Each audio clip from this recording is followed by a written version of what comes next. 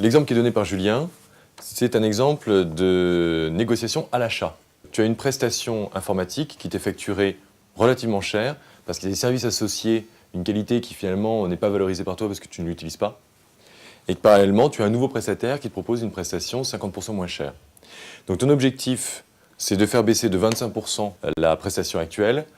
Et la question, c'est comment faire pour donner les moyens à ton prestataire de baisser son prix sans perdre la face. C'est ça la question.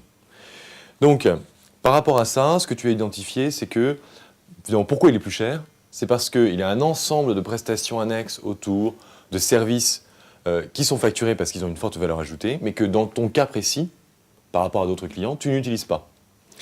Donc le conseil que je peux te donner, c'est d'aller voir ton fournisseur, de le rencontrer au bout d'un an, puisque ça fait un an que tu l'as en prestation, de lui dire, voilà, on fait le bilan de ce que l'on a fait ensemble, et de lui dire, je suis très satisfait de vos prestations.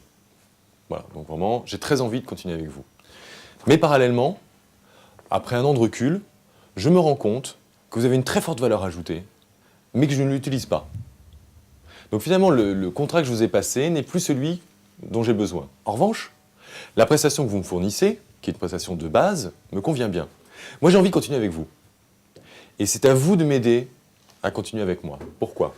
Parce que sur le marché, j'ai des gens qui offrent une prestation de base, celle que vous offrez, mais sans les services associés que je n'utilise pas. Et voilà le devis, c'est 50% moins cher. Je suis complètement transparent avec vous.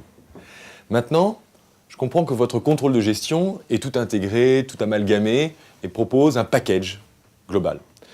J'ai envie de continuer avec vous, donc il faut qu'ensemble, on trouve la solution pour que vous puissiez, vous, commercial, négocier auprès de votre direction financière, marketing ou commerciale, pour extraire mon contrat, faire un contrat particulier sans les prestations annexes et que vous ne me facturiez que la prestation de base. Faites vos calculs, voyez combien ça vous coûte. Étant donné que je suis très satisfait de vos prestations, je n'ai pas envie de changer, je suis prêt à accepter effectivement plus que le concurrent qui certainement a fait un peu de dumping pour avoir le contrat. Donc bien évidemment, je ne vous demande pas de vous aligner, mais d'extraire tout ce qui fait que vous avez une force de valeur ajoutée qui est légitime et justifiée.